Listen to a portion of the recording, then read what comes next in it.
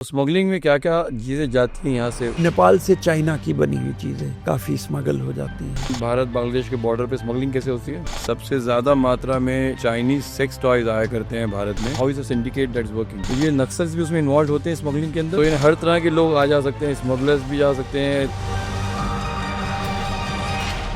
आज हमारे खास मेहमान जनाब एडिशनल डीजी संजीव कृष्ण सूद साहब, जो बॉर्डर सिक्योरिटी फोर्स में रिटायर हुए थे इन 2016। हम इनसे आज बात करने वाले हैं India, Nepal, Pakistan, north east borders के बारे में। एंड ये कब से हो रहा है? शुरू से ही हो रहा है। सरकार उसको रोकने की कोई प्रयत्न नहीं करती है। अनफॉर्चुनेटली इसमें पॉलिटिशियंस की बहुत इन्वॉल्वमेंट है। अच्छा। एमपी साहब ने एक चिट्ठी लिखी थी बीएसएफ के कंपनी कमांडर को कि जी इस व्यक्ति को 3 किलो बीफ ले जाने की परमिशन। 3 किलो? वहाँ से आने वाली चीजों में जो सबसे खतरनाक चीज है वो fake Indian currency. Fake Indian currency तो बनती पाकिस्तान में है और इससे हमारे बॉर्डर में आ जाती है। कई ऐसी चीजें हमारे यहाँ से स्मगल होके बांग्लादेश में जाती हैं। Viagra and no wonder there is so much of population there.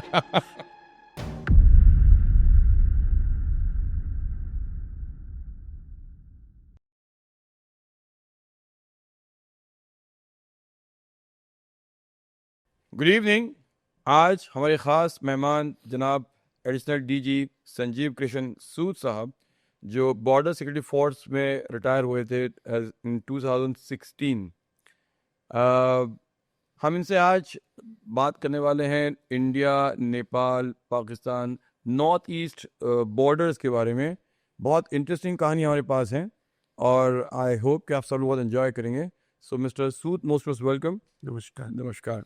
हम जानना चाहते हैं कि आपने इतनी तकरीबन 37-38 साल की अपनी सर्विस में इन बॉर्डर्स पे पाकिस्तान में, बांग्लादेश में, नॉर्थ ईस्ट में क्या क्या बेहतरीन चीज़ें आपने नोटिस की? 38 साल बहुत बड़ा टेन्योर है और काफ़ी इंटरेस्टिंग चीज़ें हुई। जी। और मुझे सबसे इंटरेस्टिंग चीज़ ये लगी, जो कई ऐसी चीज़ें हमारे यहाँ से स्मगल होके बांग्लादेश में जाती हैं जो वहाँ डिमांड है। जी। फॉर एग्जांपल व्याग्रा यहाँ से बांग्लादेश जाती काफ़ी क्वांटिटीज़ में। And no wonder there is so much of population there. कितनी क्वांटिटी में जाती है? Any idea? अभी तो मुझे नहीं ध्यान है जी। बट काफ़ी क्वांटिटीज़ में हम वो सीज करते रहे हैं सीमा पर। कैसे जाती है? मतलब अगर आप बताएं, भारत बांग्लादेश के बॉर्डर पे स्मगलिंग कैसे होती है? जी, भारत बांग्लादेश का जो बॉर्डर है जी। वो लगभग 4096 किलोमीटर का है। जी। और अगर देखा जाए तो इतना पोरस बॉर्डर है। जी। और जब सर रेडक्लिफ ने 1947 में जब बॉर्डर को डिमार्केट किया जी। तो उन्होंने कुछ ध्यान नहीं रखा। गांव, तहसील, घर, विलेज आपस में बट गए आधे आधे। कुछ एक कई जगह ऐसी हैं जहां पर घर के अंदर पिलर है। अच्छा। उनका जो उधर बंगाल में पुकुर कहते हैं जहाँ से वो जी। मछली पकड़ते, जी। पोखरा पुकुर जो है वो जी। बांग्लादेश में है। जी। घर इंडिया में है। अच्छा। बेडरूम बांग्लादेश, पिलर के बांग्लादेश साइड में पड़ता है। घर लिविंग रूम इंडिया में है। एंट्री। तो इस तरह की वहाँ पर कॉम्प्लिकेटेड सिचुएशन है। तो जो सीमा पर एक तो रहते हैं सीमा के ऊपर, वो कुछ ले जाते हैं अपने उसके लिए, और उसके बाद में उनको आगे स्मगल कर देते हैं। तो कैसे छुपा के जाते हैं और how is a syndicate that's working? Syndicate तो जो भी होगा जी। उसकी बैकग्राउंड मुझे बहुत ज़्यादा नहीं इल्म है उसका। जी। पर सीमा पर एक तो जो 4096 किलोमीटर में से तकरीबन 1100-1200 किलोमीटर जी। रिवराइन एरिया है। अच्छा। नदी वाला एरिया जहाँ पर कोई ऑब्स्टिकल नहीं लग सकता। ओके। मतलब नदी के उस तरफ जो है आपकी बॉर्डर की फोर्स नहीं हो सकती है, भारत की इस तरफ आपकी फोर्स और उस तरफ नहीं, उनकी? नदियाँ बांग्लादेश से इंडिया में आ रही हैं या इंडिया तीस्ता जैसे है इंडिया से बांग्लादेश में जा रही है। तो वो उनके पार्ट बहुत चौड़े हैं। ब्रह्मपुत्रा का पार्ट बहुत 8-10 किलोमीटर चौड़ा है। अच्छा। आसाम के अंदर में जो हमारा बे ऑफ बंगाल है वो 153 किलोमीटर के करीब का बॉर्डर है, रिवराइन, टोटल रिवराइन। तो इन पे कोई ऑब्स्टिकल नहीं लग सकता, इन पे कोई फ्लड लाइटिंग नहीं हो सकती। तो हमारा एक वाटर विंग तो है जी जो पेट्रोलिंग करता है, जिनकी बोट्स हैं, पेट्रोल बोट्स के, पर वो उतनी इफेक्टिव बॉर्डर गार्डिंग वहाँ पर नहीं हो पाती है। अच्छा तो वो इसको वो इन चीज़ों को एक्सप्लॉइट करते हैं। इसके अलावा तकरीबन जो मेरी मेमोरी बताती है 165 ऐसे गांव हैं अच्छा जो फेंस के अगली तरफ है। अच्छा इसमें मैं आपको एक बता दूं कि भारत बांग्लादेश के बीच में एक बॉर्डर गार्डिंग अथॉरिटीज़ के लिए गाइडलाइंस हैं, जिनको ग्राउंड रूल्स भी बोलते हैं कई लूज कन्वर्सेशन में। उन ग्राउंड रूल्स के अनुसार 150 गज इंटरनेशनल बॉर्डर के दोनों तरफ अच्छा कोई भी डिफेंस रिलेटेड स्ट्रक्चर नहीं क्रिएट किया था। तो फेंस हमें मजबूरन 150 गज पे लगानी पड़ी है। तो स्मगलिंग में क्या क्या चीज़ें जाती हैं यहाँ से, भारत से बांग्लादेश क्या क्या स्मगल होता है? भारत से बांग्लादेश स्मगल होने के लिए, जैसे मैंने एक तो बोला आपको, वाइग्रा वाइग्रा हो गया। जी दूसरा एक चीज है फेंसीडिल। फेंसीडिल फेंसीडिल जो हिमाचल वगैरह में कई कंपनियां जो फार्मेसी वाली कंपनियां वो बनाती थी। It's a cough syrup. जी जो कफ सिरप में वहाँ पर अल्कोहल बैंड है, जी तो वो लोग इसको अल्कोहल का सप्लीमेंट जी यूज करते हैं। जी अल्कोहल बैंड है, जी तो ये यहाँ से जाता है। शराब नहीं पीते हैं, बट शराब शराब का सब्स्टिट्यूट सब्स्टिट्यूट किया, कफ सिरप पी सकते कफ सिरप पी लेते हैं। हैं। जी कितनी मात्रा में जाता है, कितनी ये क्वांटिटी होती है? ह्यूज क्वांटिटीज आप। How does it they? हाँ, सो वो दो तरीके हैं। जी एक तो वो जो फेंस वगैरह है, रात में उसके नजदीक आके, हमारा पेट्रोल तो 4 बंदों का पेट्रोल घूम रहा है, तो उन्होंने देखा पेट्रोल उधर गया है, तो इधर से आके फेंस के पार फेंक देंगे और उधर से कोई फेंक देंगे खाली? ऊपर से, हाँ, अच्छा उधर से कोई ले जाएगा। दूसरा तरीका ये है कि जो गांव फेंस के उल्टी तरफ है, बांग्लादेश की साइड में, वहां पर मार्केट्स हैं, तो मार्केट्स में स्टॉकिंग कर लेते हैं। आज 100 बॉटल्स ले गए, कल 100 ले गए, इस तरह से बहुत बड़ी मात्रा में स्टॉकिंग कर लेते हैं। और फिर वो स्टॉक करने के बाद उसको स्मगल कर, जो जितनी स्टॉकिंग होती है वो उनकी रिक्वायरमेंट से बहुत ज़्यादा होती है। अच्छा और उसके अलावा भी इतने फैमिलियल रिलेशंस हैं, कल्चरल रिलेशंस हैं बांग्लादेश वालों के साथ में, हमारी पॉपुलेशन के एक दूसरे से जो मिलन होता है, एनुअल मीटिंग होती हैं। एक आई थिंक अप्रैल मई में के दौरान में, मुझे एग्जैक्ट ध्यान नहीं है, एक फेयर होता है जिसमें दोनों तरफ की जनता जी फेंस के पास आकर एक दूसरे से मुलाकात कराते। कोई किसी के घर में नया बच्चा हुआ है तो वो दिखाएंगे कि ये तुम्हारा नाती है, या इस तरह से। तो वो सीमा पर जो डायनेमिक्स हैं, जी वो एक उनका अपना ही एक फ्लेवर। तो ये बीएसएफ फैसिलिटेट करती है सब, जो फैमिली मिलन होते हैं उन सबको? बीएसएफ हेजिटेट नहीं करती है, फैसिलिटेट नहीं करती है इनको, बट इनको रोकना भी मुश्किल है, क्योंकि बांग्लादेश वाले तो फेंस के उधर है, वो हजारों की क्वांटिटी में आ जाते हैं। अच्छा फोर्स का यूज करना जी संभव नहीं है, जी और उनको पुश बैक भी करना संभव नहीं है। हमारे लोग भी फेंस के इस तरफ आके, मतलब उनका फिजिकल कांटेक्ट नहीं होता, बट फेंस की जो 34-35 गज की बीच में दूरी है, उधर से वो देखते रहते हैं। नदी के ऊपर नाव चल रही है, नाव उनकी नाव आई, इधर की हमारी नाव आई, नदी का जो बॉर्डर है उसमें सामान ट्रांसफर कर दिया, गांव में मैंने बोला जैसे कर दिया। तो इस तरह से कई तरीकों से। तो एक वो बोल गया, फेंसिडिल हो गया। तीसरी चीज जो हमारे यहाँ से जाती है वो बहुत लार्ज क्वांटिटीज में कैटल जाता है। कैसे जाता है वो? और कैटल ऐसा है कि हरियाणा, राजस्थान, यूपी से बड़ा अच्छी क्वालिटी का कैटल जी गाड़ियों में भर के, ट्रेन में भर के बंगाल बॉर्डर पे चला जाता है। रास्ते में कहीं कोई रोक टोक नहीं, पुलिस वाले और भी लोग कोई रोक टोक नहीं। और अंत में एक बीएसएफ का पेट्रोल, 4 व्यक्तियों का पेट्रोल, वो एक्सपेक्टेड है कि वो इनको रोकेगा, जबकि हजारों कैटल, उनके पीछे 50-100 लोग उनको हाँक रहे हैं, हाथ में बर्छे हैं, गडासे हैं, गन्स भी हैं, और 4-5 बंदों का पेट्रोल उनको रोकने की कोशिश में लगा रहता है। अच्छा। तो बहुत मतलब वो सीन देखने वाला होता है जब यहाँ पर, तो वो कैटल जाता है, क्योंकि बांग्लादेश की कैटल की रिक्वायरमेंट है, वहाँ का कैटल नहीं प्रोड्यूस होता, और अगर होता भी होगा तो वो कंज्यूम हो जाता होगा बीफ वगैरह में। जी। तो उनकी जो मीट इंडस्ट्री है और लेदर इंडस्ट्री है वो डिपेंडेंट है हमारे अच्छा। यहाँ से जाने वाले तो कैटल। सरकार उसको रोकने को कोई प्रयत्न नहीं करती अपने? रोकने का प्रयत्न तो बीएसएफ है, जी। और अब कुछ कुछ कानून बन रहे हैं, पर वो कानूनों का इंटीरियर में जब तक इफेक्टिव इम्प्लीमेंटेशन नहीं होगा तो कैटल जाता रहेगा। और अनफॉर्चुनेटली ये भी है कि इसमें पॉलिटिशियंस की बहुत इन्वॉल्वमेंट है। अच्छा। काफ़ी फंडिंग जो है पॉलिटिशियंस की, हर वैरायटी के पॉलिटिशियंस की, मैं किसी एक पार्टी को नहीं कहूँगा, उनकी फंडिंग इस cattle They are funding the cattle smuggling. Not smuggling, they are smuggling the cattle, और उससे जो रिटर्न आता है, जी। देखिए ना, अगर एक कैटल हिंदुस्तान के अंदर बॉर्डर पे 1,000 रुपए का मान लीजिए, तो वो बॉर्डर क्रॉस करते ही जी। वो 5-6-8 हज़ार का हो जाता है। बट वो तो एक गरीब देश है, वो can they afford this kind of? They do, क्योंकि उसके ऊपर फिर वो अपनी इंडस्ट्री में प्रॉफिट अर्न करते हैं। अच्छा। तो ये एक वो सर्कुलेशन है, जी। और वो पैसा जो आता है जी। वो फिर पार्टीज इस्तेमाल करती हैं। अच्छा। तो ये उनकी पॉलिटिकल पार्टीज की फंडिंग का एक जरिया भी है।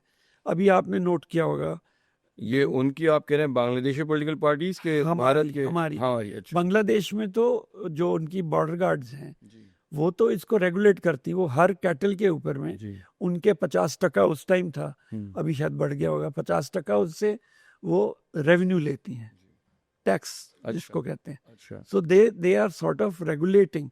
तो हमारे लिए बेस्ट तरीका होता है कितना कैटल चला गया, जो हम उनकी इंटरसेप्शन करते हैं, उससे हमें पता लग जाता है कि कितना कैटल चला गया। तो एक अंदाजा बताइए, साल भर में कितनी कैटल यहाँ से जाती होगी? It must be in millions. Millions? Yes. Millions of animals 4,000 या? 4,000 किलोमीटर की बॉर्डर से, जी। I think millions of cattle must be. And ये कब से हो रहा है आपके हिसाब से? शुरू से ही हो रहा है, बिकॉज 71 से पहले तो कोई रोक था ही नहीं। जी। हाँ। और जैसा मैंने कहा कि बांग्लादेश उस टाइम ईस्ट पाकिस्तान था 71 से पहले, ईस्ट पाकिस्तान और हमारे जो बंगाली हैं उनके फैमिली इंटरनेशनल मैरिजेस होती हैं, तो उस टाइम तक ओपन था। फेंस तो लगी है जाके 2000 में, ऑब्स्टिकल जो क्रिएट हुआ है, तो उस टाइम से उनकी इकोनॉमी ही इसके ऊपर डिपेंडेंट थी। बांग्लादेश की इकोनॉमी का एक मेजर पोर्शन लेदर इंडस्ट्री है, बीफ इंडस्ट्री है, जो हमारे कैटल के ऊपर डिपेंड करती है। अब काफ़ी कम हो गया है जाना, तो इससे उन्होंने अपने यहाँ कुछ कैटल रियरिंग शुरू की है, जैसी मुझे खबर है। तो और इसके अलावा क्या स्मगलिंग होती है, जो यहाँ से चीज़ें, इसके अलावा जो आपने फैंसीडिल बताया, वायग्रा बताया, कैटल बताया, और ये मेन, और रोज़मर्रा की चीज़ें वहाँ महंगी हैं, इधर सस्ती हैं। तो रोज़मर्रा की चीज़ें, जैसे मैंने बोला, गांव के मार्केट में लोग स्टॉक कर लेते हैं, स्टॉक करके फिर धीरे धीरे उनको बेचते हैं। अभी आपने देखा होगा पिछले साल एक पार्टी के एक एमपी साहब ने एक चिट्ठी लिखी थी हमारे बीएसएफ के कंपनी कमांडर को कि जी इस व्यक्ति को 3 किलो बीफ ले जाने की परमिशन दी। 3 किलो के लिए? 3 किलो। और एमपी उसके अंदर खत लिख रहे थे जी। तो ये मतलब कि हो सकता है जो कैटल में कमी आई है जी, मुझे लगता है कि वो बीफ बन के जा रहा हो, मतलब क्योंकि सख्ती बहुत है जी, तो सख्ती बहुत होने में वो फिर बीफ इकट्ठा होके जा रहा है। तो उन्होंने अलाउ किया उनकी खत लिखने पे बीफ 3 किलो बीफ का? अब ये मुझे नहीं मालूम है, पर इसके ऊपर हल्ला बहुत हुआ कि क्योंकि जो दूसरी पार्टी वहाँ की लोकल पार्टी की एमपी थी जी, उनके इलाके से था, उन्होंने उसको हाईलाइट कर दिया सोशल मीडिया में, तो उसके ऊपर बहुत शोर हुआ। तो ये चीज़ें होती रहती। वहाँ से आने वाली चीज़ों में जो सबसे खतरनाक चीज़ है वो fake Indian currency. Fake Indian currency coming from Bangladesh? Coming from Bangladesh. वो कैसे आती है? देखिए, बांग्लादेश में में जो पूरी सूचनाएं हैं उनके अनुसार वहाँ पर इतनी अच्छी क्वालिटी की फेक करेंसी बनाने की सुविधाएं नहीं हैं। तो ये ऑब्वियसली कहीं और बन के आती, पाकिस्तान में शायद बन के वहाँ जाती होंगी। और वो एक सबसे जो प्रोमिनेंट इलाका है वो वेस्ट बंगाल में एक कालियागंज करके मालदा के पास में एक एरिया, वहाँ से ज़्यादा आता है। तो वो भी इसी प्रकार से गैप्स को एक्सप्लॉइट करके या फेंस के ऊपर से फेंक दिया। तो बट वो लिंक कितनी मात्रा में, कितनी क्वालिटी में आती होगी वहाँ से? अब ये मुझे लेट्स कॉल इट लाखों में, तो कितने लाखों में? हाँ, तो कितना मतलब साल भर में कम से अब तो सिर्फ 500 रुपए के ही नोट बनते हैं, बड़े नोट तो बंद हो गए। हाँ, तो बड़े नोट बंद हो गए हैं, पर 500 रुपए की भी फेक करेंसी मैं कल पढ़ रहा था कहीं बहुत ज़्यादा बढ़ गई है हमारी इकोनॉमी में। तो काफ़ी मात्रा में है। एक एग्जैक्ट फिगर देना शायद संभव नहीं होगा, बिकॉज हम अगर पकड़ते भी हैं तो उसका जितना आ जाता होगा उसका 10-20% पकड़ते होंगे हम लोग। अप्रोक्सीमेटली आप जितनी आती है सिर्फ उसकी 10% सीज होती है। मेरे ख्याल में इससे ज़्यादा सीज होना। तो बनती पाकिस्तान में है और बांग्लादेश से हमारे बॉर्डर में आ जाती है। अच्छा, ऐसे नॉर्थ ईस्ट के बारे में कुछ जो अलग चीज़ें हो सकती है बांग्लादेश के, वो बॉर्डर में क्या होता है, वहाँ पे स्मगलिंग कैसे होती है? एक तो जैसे मिजोरम है, त्रिपुरा है जी, इनकी टेरेन ऐसी है, पहाड़ी टेरेन, जंगल वाली टेरेन। उन टेरेन का हालांकि फेंस लगी है वहाँ पर उस टेरेन में फेंस उतनी इफेक्टिव नहीं है। ऐसे इलाकों से ज़्यादातर जो है, एक तो ड्रग आती है उनकी party drug called yaba, north east से यहाँ आती है भारत में? नॉर्थ ईस्ट से जी, भारत में आती है याबा। अच्छा, तो वो काफ़ी पिछले साल मैंने सुना कि लाखों में उसको सीज किया है। तो म्यांमार से आती होगी? म्यांमार से आती है जी, कुछ मिजोरम के साथ जो बांग्लादेश का बॉर्डर है लगता है वहां से आती है। ऐसे करके आजकल कुछ ट्रेंड चला है गोल्ड स्मगलिंग का। अच्छा, तो वो वेस्ट बंगाल बॉर्डर से कुछ गोल्ड अच्छा आ रहा है, ये रीसेंट ट्रेंड है। तो कितना गोल्ड आता है वेस्ट बंगाल से? अभी तो मेरे ख्याल में जो रिपोर्ट मैंने देखी थी उसमें 300-400 kg का तकरीबन पूरे साल भर में पकड़ा था। साल भर में 300-400? एग्जैक्ट फिगर मुझे नहीं approximately okay, I am fine with approximate figures. तो वही जो बिस्किट शेप में जो बनते हैं वही वाले, बाकी कोई और उसी शेप में आ रहे हैं कि not in the other terms जो चंक्स ने? Not in the shape of jewellery. अच्छा, तो ये याबा जो है ये कितनी ड्रग आती है मिजोरम से? ये जो फिगर था, जो लास्ट फिगर मुझे 3-4 साल पहले का ध्यान है, वो कोई 60-70 लाख की टेबलेट्स, 60-70 लाख टेबलेट्स। तो इज इट द इंडिया में उसका कंजम्पशन है या इंडिया खाली ट्रांजिट इंडिया पॉइंट में है कंजम्पशन बढ़ गया है याबा का? इन पार्टी ड्रग्स का। अच्छा, इट लुक्स सो, बिकॉज एक पॉइंट हम खाली ट्रांजिट पॉइंट थे, हमारे पास से जो है ड्रग्स आगे जाती थी। एनसीबी कह रही थी वो तो हेरोइन वगैरह जी। ये इन ड्रग्स का कंजम्पशन हिंदुस्तान में बढ़ गया है। अच्छा, मुझे ऐसा लगता है जी, प्लेसेस लाइक बॉम्बे, जी, इवन नॉर्थ ईस्ट, कैलकाटा, जी, जो मेजर बेंगलोर, जी, इनमें आप देखते होंगे काफी सारे केसेस आते हैं रेव पार्टीज के। अच्छा, तो वहां पे ये ड्रग इस्तेमाल होती है। तो जो नॉर्थ ईस्ट से आता है वही बांग्लादेश से आ सकता है, ऐसा जरूरी है? अलग अलग, एक अलग बॉर्डर की अलग चीजें और इस बॉर्डर की चीजें अलग, ऐसा कुछ है? इस बॉर्डर मतलब आप बांग्लादेश हाँ, तो मतलब बांग्लादेश में ओवरऑल जी, ये चीजें हैं।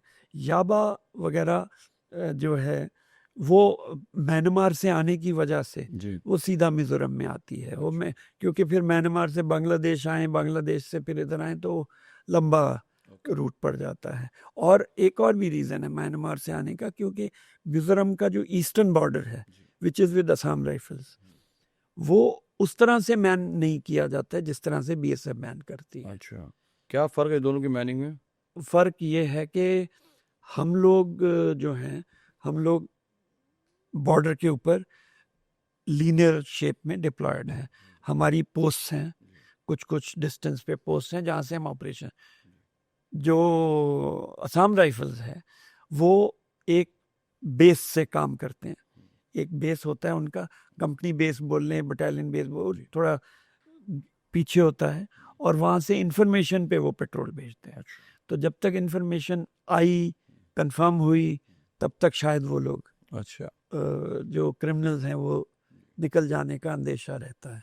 उनका बॉर्डर कितना ज़्यादा है, मतलब नॉर्थ ईस्ट का बॉर्डर, और आपने कहा यही 4,900 आपने बताया, 4096 96 है बांग्लादेश के साथ जी, में। और नॉर्थ ईस्ट का नॉर्थ ईस्ट जो अगर हम जो असम राइफल्स के लिए है जी, वो तकरीबन 1600 किलोमीटर है। अच्छा, उसमें 4-5 स्टेट्स नॉर्थ ईस्ट के हैं। 7 स्टेट, जो 7 सिस्टर स्टेट्स का नॉट ऑल 7, जी मिजोरम है, जी नागालैंड है, जी। मणिपुर है, अरुणाचल है, ये 4 स्टेट्स उनके। तो ये नक्सल्स भी उसमें इन्वॉल्व होते हैं स्मगलिंग के अंदर, या खाली स्मगलर्स ही जो सिंडिकेट्स हैं वही होते हैं? स्मगलर्स मेनली, तो नक्सल्स उसका हिस्सा नहीं होता है? नहीं। एक हमने सुना था कि भारत से काफी रेड सैंडल्स जो है वो म्यांमार जाता है।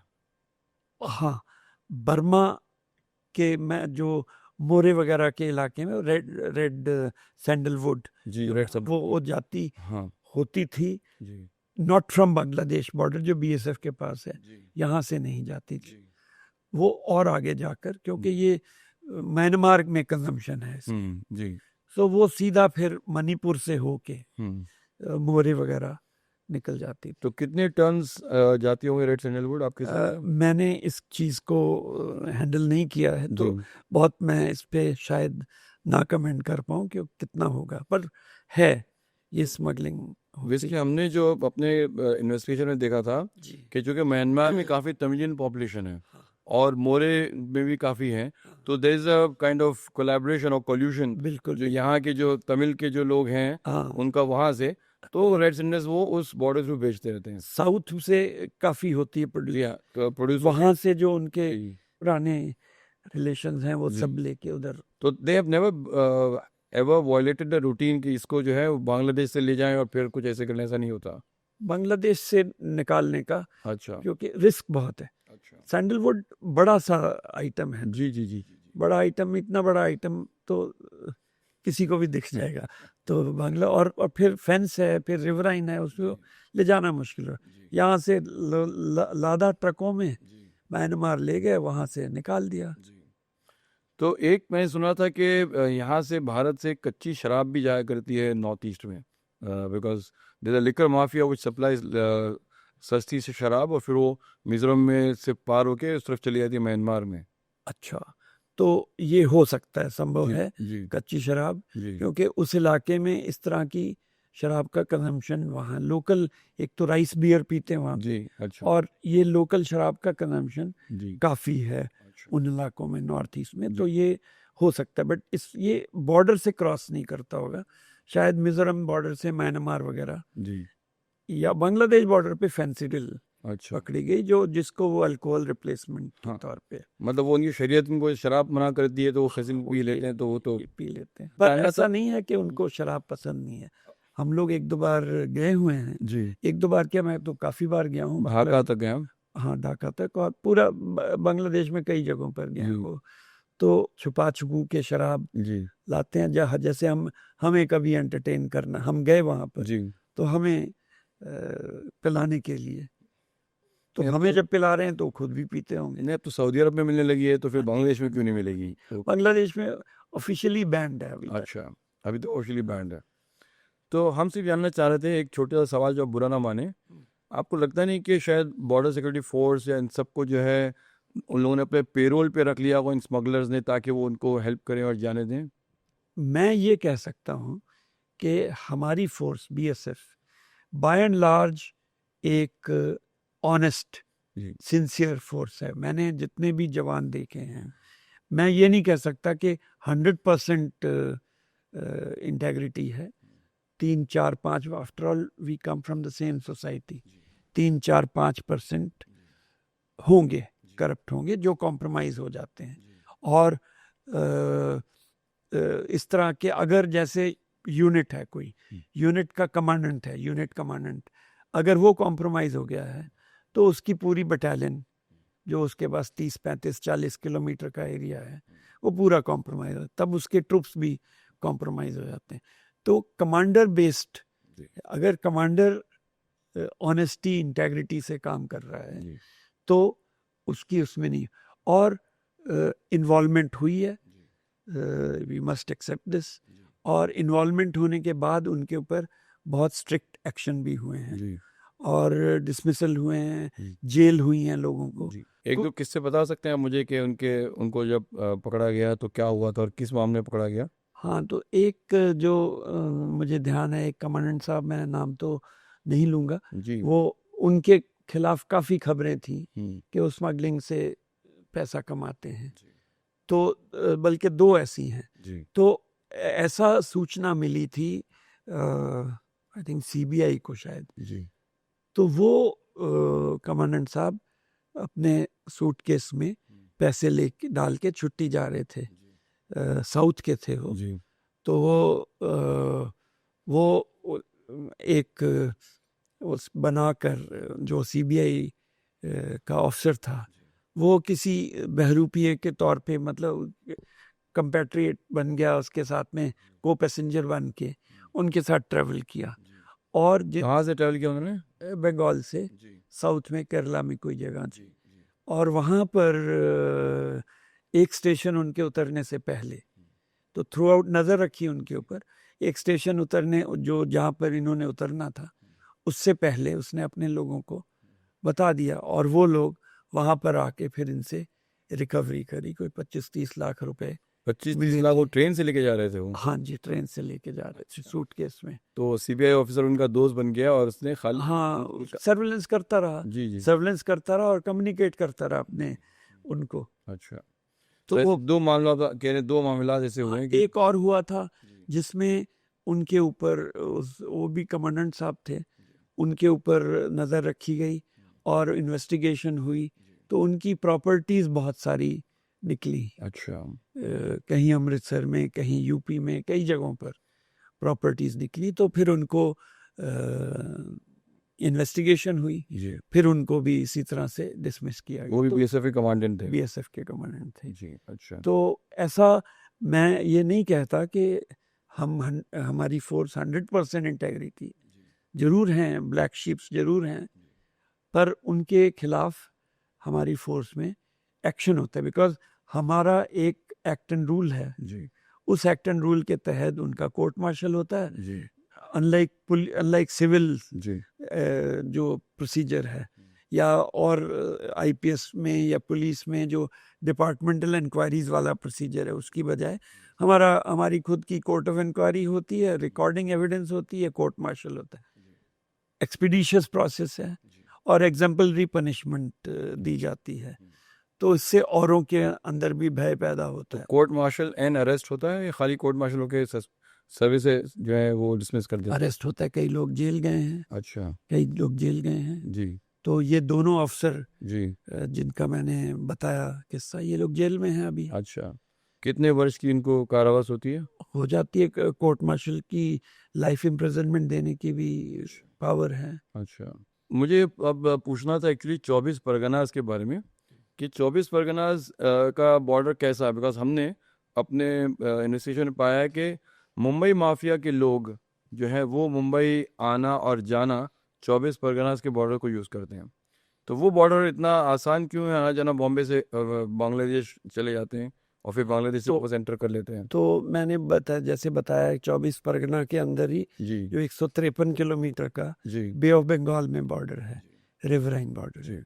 और नॉर्थ की तरफ जाते जाएं तो मुर्शिदाबाद वगैरह और आगे तक, मालदा तक, पूरा रिवराइन एरिया है। अच्छा तो वो रिवराइन एरिया को एक्सप्लॉइट करना जी। आसान है। तो लैंड रूट से नहीं जाते वो लोग?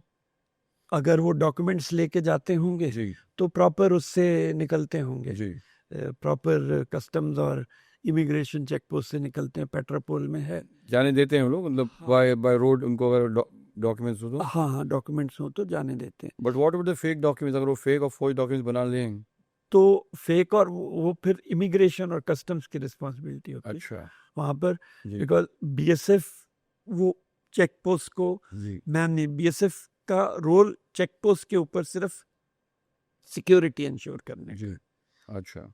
वहाँ की डू जो not look at the documents के फेक है? डॉक्यूमेंट्स नहीं देखते। अच्छा। एंट्री के टाइम में डॉक्यूमेंट्स, एक उनका आईडी कार्ड और उनके जो ट्रैवल डॉक्यूमेंट्स होंगे, वो एक सरसरी जैसे एयरपोर्ट पे हमारे देखे जाते हैं, उस तरह से। तो रेड कॉर्नर नोटिस जिनके खिलाफ इशू होता है उनके फोटोग्राफ्स तो आपके पास होते होंगे ना, कि ये आदमी को? हमारे पास नहीं होता, आपके पास नहीं होगा? हमारे पास नहीं होते। बिकॉज इंटरपोल तो सारी एजेंसीज को अलर्ट करती है वो। नहीं, बीएसएफ के पास वो पुलिस पावर्स नहीं है। अच्छा। पुलिस पावर्स हमारे पास जो हैं वो लिमिटेड हैं। बॉर्डर एरिया में स्मगलिंग वगैरह क्या जो पकड़ा सब, जी। हमारे पास इन्वेस्टिगेटिव पावर्स भी नहीं है। अच्छा, आप पकड़ के किसको हैंड ओवर करेंगे? आप पकड़ के हम पुलिस को हैंड ओवर करते लोकल हैं पुलिस का हैंड ओवर? या कस्टम्स को हैंड ओवर करते हैं। अच्छा। सामान है जी कस्टम्स को, जी इन सब बंदे हैं तो कस्टम्स को दिए, कस्टम्स फिर पुलिस को, या फिर डायरेक्टली हम पुलिस को हैंड ओवर करते हैं। जो हमारे 24 घंटे में हमें हैंड ओवर करना होता है वही रूल्स हमें भी लागू है। तो नेपाल बॉर्डर का जो है वो इन दोनों से कैसे अलग है, यानी मिजोरम का और बांग्लादेश का बॉर्डर कैसे है? बांग्लादेश का बॉर्डर जो है जी तो मैंने बोला फेंस्ड ऑब्स्टिकल वाला बॉर्डर। नेपाल का बॉर्डर खुला है और भूटान का भी। जी और इन दोनों देशों के साथ हमारी फ्रेंडशिप ट्रीटी है, जी जिसके अंदर हम उनके सिटीजन्स को इक्वली ट्रीट करते हैं जैसे हम हमारे सिटीजन। वो लोग इधर आके रह सकते हैं, इधर आके नौकरी कर सकते हैं, पढ़ाई कर सकते हैं, अगर वो सही रास्ते से आ रहे हैं, प्रॉपर रास्ते से आ रहे हैं। पर वो ओपन बॉर्डर है और ओपन बॉर्डर में रिहाइश जो है वो पूरी सीमा तक है जी तकरीबन। हालांकि एग्रीमेंट्स में ये है कि 5 गज के अंदर, सीमा के 5 गज के अंदर में कोई कंस्ट्रक्शन नहीं होनी चाहिए, पर जो पुरानी कंस्ट्रक्शन हैं वो तो हैं ही हैं। जी तो वो ओपन बॉर्डर होने की वजह से वहाँ से भी क्राइम की संभावना होती है। हाँ। पर मैं आपको ये बता दूं, ये नेपाल भूटान बॉर्डर जो है बीएसएफ इसको मैन नहीं करती है। इसके लिए दूसरी बॉर्डर गार्डिंग फोर्स है जिसको एसएसबी, सशस्त्र सीमा बल जी कहते हैं, वो अच्छा करती है। बीएसएफ वहाँ पे नेपाल और भूटान पे नहीं, बीएसएफ का रोल सिर्फ बांग्लादेश और पाकिस्तान बॉर्डर के साथ अच्छा, है। नॉर्थ ईस्ट के लिए भी नहीं है? नॉर्थ ईस्ट तो मतलब जो बॉर्डर बांग्लादेश के साथ लगते हैं जी वो है, लेकिन नेपाल और भूटान जो है आपके वो एसएसबी के साथ। जुरिसडिक्शन से बाहर है। जी जी। तो फिर पाकिस्तान की बात करें हम लोग, कि अगर आप कह रहे हैं बीएसएफ पाकिस्तान को मैन हाँ, करती है। मतलब इसका एक बैकग्राउंड ये है, जो कारगिल की लड़ाई हुई थी, जी कारगिल की लड़ाई के बाद में एक ग्रुप ऑफ मिनिस्टर्स बने थे। जी उनकी रिपोर्ट में उन्होंने कहा था कि 1 बॉर्डर 1 फोर्स। अच्छा क्योंकि बीएसएफ के पास पहले से ही पाकिस्तान और बांग्लादेश था, तो वो रहा। 71 से पहले तो पाकिस्तान ही था दोनों तरफ, तो वो बीएसएफ का रोल रहा। अच्छा नेपाल और भूटान जो है, जो एसएसबी पहले थी 1947 के बाद, 1947 के बाद। हाँ जी 1947 के बाद, मतलब ये 62 वॉर के बाद खड़ी की गई थी। उस time this was called special service bureau, जिसका काम था कि अगर अटैक होते हैं तो हम अपनी ट्रूप्स को, अपने सिविलियंस को कैसे रेजिस्टेंस करने के लिए तैयार करेंगे। तो ये बिना यूनिफॉर्म की फोर्स थी। अच्छा। तो 2001 के बाद इनको, फिर ये इस रिपोर्ट के बाद डिसीजन लिया गया कि इसको यूनिफॉर्म फोर्स में तब्दील कर दें और इसको भूटान और नेपाल बॉर्डर के साथ में लगाया जाए। और असम राइफल को दे दिया, और म्यांमार के साथ जो 4 स्टेट सबने बात करी उनके बॉर्डर को करने के लिए, और आईटीबीपी जो है इंडो तिब्बतन बॉर्डर पुलिस, वो कह दिया इंडिया तिब्बत बॉर्डर के ऊपर में। तो वो जो है नेपाल और बॉर्डर है वल्नरेबल है स्मगलिंग पॉइंट ऑफ व्यू से, वो भी छोटी छोटी चीजें। और नेपाल से चाइना की बनी हुई चीजें काफी स्मगल हो जाती हैं। क्या क्या स्मगल होता है वहां से? टॉयज, जो भी चाइना से, टॉयज, मोबाइल्स और चीजें, लार्ज चंक भी आते होंगे, I have no idea. But क्योंकि वो खुला बॉर्डर है और चाइना के साथ नेपाल के फ्रेंडली हैं, हिंदुस्तान में नेपाल चाइना के सामान की कंजम्पशन बहुत है, तो वहाँ से कई कस्टम ड्यूटी वगैरह अवॉइड करते हुए लोग लाते होंगे और इधर उसको डिस्पोज ऑफ करते हैं। तो ये वहाँ नेपाल बॉर्डर जो है पास्ट में इट हैज़ बीन एक्सप्लॉयटेड के मिलिटेंट्स जो पाकिस्तान द्वारा प्रेरित मिलिटेंट्स हैं उनको भेजने के लिए जी पहले एक्सप्लॉइट किया गया। नेपाल से। नेपाल से आपको ध्यान होगा जो इंडियन एयरलाइंस का हवाई जहाज हाईजैक हुआ था। जी IC-814। हाँ जी, 1999 में। जी तो वो भी इसी तरह से हुआ था। जी और भी मतलब वो सारे militants via Nepal border legally आए थे। लीगली नहीं आए होंगे, जी पाकिस्तान ने उनको नेपाल भेजा होगा जी और नेपाल के सिटीजनशिप दिखा दी होगी, जी कुछ वहाँ के पासपोर्ट बनाए होंगे और उनको फिर इधर भेज दिया जासूसी के लिए, हथियार वथियार छुपा के। पंजाब मिलिटेंसी में जो उन्होंने सप्लाई किए होंगे, कश्मीर में भी शायद सप्लाई किए होंगे। तो तो हथियार भी आते हैं वहां से, बिकॉज चाइना तो हथियार भी बनाती है। चाइना और बनाती है, जी पाकिस्तान भी वहाँ भेज के करती है। तो ये चाइनीज जो हैं वो वेपन्स या जो पार्टी ड्रग्स, ये सारी चीजें जो भेजते ही होंगे नेपाल के थ्रू आती होंगी हमारे यहाँ। हाँ, नेपाल के थ्रू ये सब चीज़ें वो जरूर भेजते होंगे। जी वेपन्स भी आते हैं, ड्रग्स भी आती हैं, इसमें कोई वो नहीं है। ड्रग्स जो गोल्डन गोल्डन क्रेसेंट जी जो अफगानिस्तान और वो 2-3 देश हैं, तो उनकी ड्रग्स इधर से, क्योंकि खुला बॉर्डर है, आराम से आ सकता है, तो आते हैं। तो कभी आप जो हमारी भारतीय एजेंसीज ने सोचा नहीं कि एक ऐसा प्रोटोकॉल क्रिएट करें कि ये सारी चीज़ें जो हैं वो भारत की सीमा में ना प्रवेश कर सकें? मतलब ये ड्रग्स हैं, वेपन्स हैं, या मतलब टेररिस्ट ऑफ कोर्स जो लोग आ जाते हैं, देयर इज नो वे कि इनको रोका जा सके या पाबंदी इन पर रखी जा सके।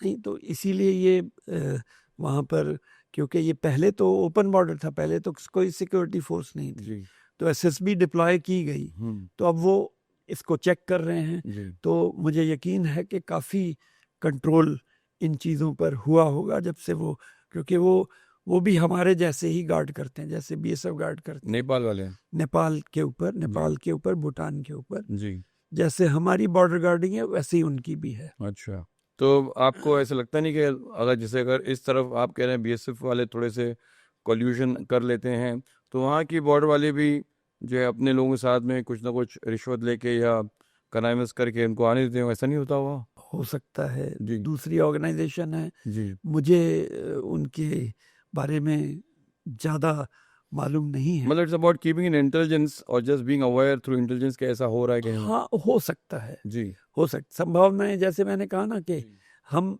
सेम सोसाइटी से आते हैं, जी जी तो उसी लेवल की करप्शन और उसी लेवल की इंटेग्रिटी, उसी लेवल के जी सोशल नॉर्म्स होंगे हमारे। मुझे किसी ने बताया था कि नेपाल से सबसे ज़्यादा मात्रा में चाइनीज सेक्स टॉयज आया करते हैं भारत में।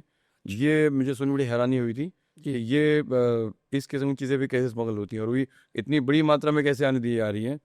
तो आपने कभी सुना ऐसी बातों को? सुना है मैंने, but sex toys are not banned, they are not banned, they are not banned, I mean कहाँ बैन है? But they are not without proper paper work. मतलब अगर एक्सपोर्ट इंपोर्ट हो तो बात और है, आप ऐसी चीज़ों को बगैर, ओपन बॉर्डर है ना, ओपन जी, बॉर्डर से तो they can be allowed without any proper. Allowed नहीं करते, मतलब छुप छुपा के लाते होंगे, अच्छा अलाउड नहीं होता होगा। अच्छा आई मीन प्रॉपर जो क्रॉसिंग पॉइंट्स है वहां से तो नहीं आते होंगे, जो सीमा के ऊपर उनके घर हैं, हमारे घर हैं, तो घर तो वो 5 गज दूर, उतनी दूर पे बैठा है, वहां से इधर कर दिया उसके। और कितनी क्वालिटी में कर सकता होगा वो वहां से यहाँ तक? थोड़ा थोड़ा करता करके, और ये थोड़ा थोड़ा पीछे भेजता जाता होगा, अच्छा, है ना। तो all that is quite possible you are saying. It is possible, जी, इट इज। तो नेपाल जो है जाने के कितने रास्ते हैं रक्सौल से, और कितना जो तरीके से जाया करते रक्सौल है, नौतनवा है, हैं? जी और भी कई जगह हैं। जी, तो बेसिकली बिहार से लोग आराम से एंटर कर जाते हैं, बिहार से, यूपी से, दोनों तरफ से जा सकते नौतनवा वगैरह, इधर भी उत्तराखंड के साइड में भी हैं जी। 2-3 जगह। हैं। तो इन्हें तकरीबन 3 या 4 ऐसी आपकी जगह जगह हैं। हैं जो यूपी उत्तराखंड और वहाँ से जाया जा सकता है। तो इन्हें हर तरह के लोग आ जा सकते हैं, स्मगलर्स भी जा सकते हैं, टेररिस्ट भी आ सकते हैं, प्रॉपर माफिया लोग भी जा सकते हैं। प्रॉपर उनके पास आइडेंटिटी पेपर्स हैं, जी तो वो नॉर्मल चैनल से जी आ सकते हैं। जिनके पास आइडेंटिटी पेपर्स नहीं होते हैं, वो छुप छुपा के ओपन बॉर्डर से जी निकल आते हैं। अच्छा, पाकिस्तान का बॉर्डर जो है वो कैसे मैन होता है और कितने इफेक्टिवली होता है? बांग्लादेश फिर भी फ्रेंडली जी कंट्री है, जी हालांकि वहाँ पर हमारा स्ट्रक्चर जो बॉर्डर में गार्डिंग का है वो मिलिट्रिस्टिक स्ट्रक्चर है। जी तो पाकिस्तान के बॉर्डर के ऊपर ये स्ट्रक्चर और भी ज़्यादा स्ट्रांग है। Hostile country. हॉस्टाइल कंट्री, जी हमेशा हॉस्टाइल जी रहा है। जी 1980 के दशक में जो पंजाब में मिलिटेंसी हुई थी, जी उससे पहले ओपन बॉर्डर था। जी ड्रग स्मगलिंग, हथियारों की स्मगलिंग पंजाब मिलिटेंसी को फोमेंट करने के लिए वो काफ़ी होने लगी। और हमारी स्ट्रेंथ भी बहुत कम थी उस समय में। हमारी बीएसएफ की स्ट्रेंथ कोई 70 के करीब, 75 बटालियंस थी दोनों जी साइड्स के लिए। ओके तो उस समय एक एक्शन प्लान बना जी जिसमें ये सोच कहा गया कि उस टाइम ये मिस्टर अरुण नेहरू जी शायद स्टेट मिनिस्टर्स थे, वो उन्होंने एक्शन प्लान बनाया जिसमें कई कंपोनेंट्स थे कि एक तो बीएसएफ की स्ट्रेंथ रेज की जाए, वो हुआ। दूसरा ये हुआ कि सीमा के ऊपर एक ऑब्स्टिकल लगाया जाए। तो वो ऑब्स्टिकल फेंस के तौर पर जी पहले यहाँ लाया गया जी और ऑब्स्टिकल को फिर और स्ट्रेंथन किया गया। ऑब्स्टिकल के अंदर अलार्म सिस्टम्स लगाए गए, उसके ऊपर लाइटिंग की गई। अलार्म सिस्टम ये नहीं कि अगर कोई इलीगली क्रॉस कर रहा हो तो पता लग जाएगा। हाँ, अच्छा मतलब हमारे जो पेट्रोल है जी उसको पता लग जाएगा। अच्छा तो ये सब चीज़ें की गई और उनमें हम बीएसएफ को उस समय की टेक्नोलॉजी के अनुसार नाइट विजन डिवाइसेस वगैरह दिए गए, इक्विप किया गया बीएसएफ को। तो उस फेंस का एक बहुत बड़ा हाथ रहा है जी पंजाब में मिलिटेंसी को रोकने में, क्योंकि उससे उनकी लॉजिस्टिक्स में और उनके फाइनेंसेस में, हथियार में जो पाकिस्तान से आते थे उनमें बहुत बड़ी रुकावट पड़ गई। अच्छा तो पाकिस्तान के साथ इसलिए, और क्योंकि हॉस्टाइल है तो मिलिट्रिस्टिक इंफ्रास्ट्रक्चर है और हमारी मेथोडोलॉजी भी वहाँ पर मिलिट्रिस्टिक है। अब जैसे जम्मू का इलाका है, 200 किलोमीटर का बॉर्डर एलसी से शुरू होने से पहले जो है साउथ में, एलसी के साउथ में, हम तो उसको लाइन ऑफ कंट्रोल जो कश्मीर में है, हमारे हिसाब से तो वो इंटरनेशनल बॉर्डर है, पर वो उसको डिस्प्यूटेड बॉर्डर मानते हैं। अच्छा अगर हम कुछ भी काम करने लगते हैं तो वहां से फायरिंग शुरू हो जाती है। अच्छा बंद बनाना हमने शुरू किया, फेंस लगाने के लिए फायरिंग शुरू हो गई। अच्छा तो उस समय 96, 98, 97 की बात है, मैं था वहाँ पर जी उन स्थितियों में बॉर्डर गार्डिंग करनी पड़ती है। फायरिंग वो इसलिए भी करते हैं कि उस फायरिंग के को रिटेलिएट करने में हम लोग मशगूल हो जाएं और वो उसके कवर में मिलिटेंट्स को और स्मगलर्स को पार करा दें। अच्छा कैसे होता है? मतलब I just want to know कि ये डाइवर्जन क्रिएट करते हैं। डाइवर्जन क्रिएट करते हैं। तो अगर वो आपसे, अगर यहाँ अगर आपसे फायरिंग में एंगेज हो गए हैं, हाँ, तो आर यू सेइंग कि वो जो उस तरफ का जो पेट्रोल है वो मतलब then petrol has to lie low ना। अच्छा पेट्रोल है, बिकॉज फायर हो रहा है जी तो पेट्रोल की फ्री मूवमेंट जो है जी वो रिस्ट्रिक्ट हो जाती है। उस फ्री मूवमेंट रिस्ट्रिक्ट होने से वो उसको एक्सप्लॉइट करके स्मगलर्स को, ड्रग्स को, हथियार को और फाइनेंसेस को निकाल देते हैं। अपने लोग ऐसे वहाँ से जो है इन्फिल्ट्रेट कर सकते हैं अगर इस तरह का? एक फिगर बताना जी बहुत मुश्किल है क्योंकि हम इंटरसेप्ट करके कई लोगों को न्यूट्रलाइज भी करते हैं। जी तो मतलब अगर आपने जैसा भी कहा कि आपसे 10% चीज़ें ही जो हैं वो सीज कर पाते हैं या रोक पाते हैं, इससे ज्यादा तो मान लीजिए उनके कितने सारे इन्फिल्ट्रेटर्स होते होंगे, तो क्या स्टैटिस्टिकली खाली 10% लोगों को ही आप रोक पाते होंगे? नहीं, वहां पर इतना कम फिगर नहीं होगा, बिकॉज जम्मू मतलब अखनूर से नीचे पूरा जी अच्छा स्ट्रॉन्ग जी फेंस है, अच्छी फ्लड लाइटिंग है, और जो बांग्लादेश के साइड में प्रॉब्लम्स हैं वो यहाँ पर नहीं है। तो वो कैसे प्रॉब्लम है यहाँ के? फॉर एग्जांपल मतलब यहाँ पर कोई भी गांव गुम वगैरह आगे नहीं है जी ओपन एरिया है। हमारी ऑब्जर्वेशन रिस्ट्रिक्टेड नहीं है जी दिन में और रात में। फ्लड लिट होने से उधर भी फ्लड लिट है, बट वहां पर ऑब्जर्वेशन रिस्ट्रिक्ट हो जाती है because of crops Bangladesh side में एंड बिकॉज ऑफ पॉपुलेशन। जी पर इधर वो प्रॉब्लम नहीं है। बट रिश्तेदार हैं तो यहाँ भी हैं? नहीं है, इधर नहीं है। जैसे कश्मीर में सुना है कमाल कोट वहाँ के बॉर्डर पर है, कश्मीर में उड़ी, हाँ हाँ उड़ी वहाँ पर है, line of control, line of control है। बट उससे नीचे आए जी तो इधर मोस्टली हिंदू पॉपुलेशन है, जी। उधर मुस्लिम पॉपुलेशन है। अच्छा। तो वो रिलेशन है। बंगाल में फर्क है, जी बंगाल में बॉर्डर इलाके में जी। काफी मुस्लिम पॉपुलेशन है अच्छा जिनके रिलेशंस रहे हैं। जी।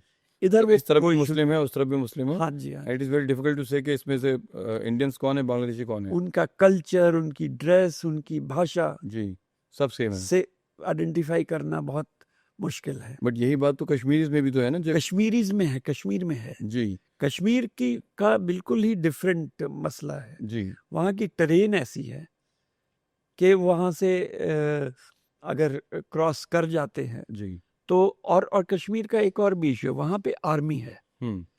बीएसएफ की कुछ बटालियंस जी एकदम एलसी पे नहीं, आर्मी के कमांड में जी। थोड़ा पीछे उनके साथ में डिप्लॉयड है। अच्छा तो वहाँ मेनली रिस्पॉन्सिबिलिटी जी। इंडियन आर्मी की है ओके। कश्मीर के जी। इलाके में।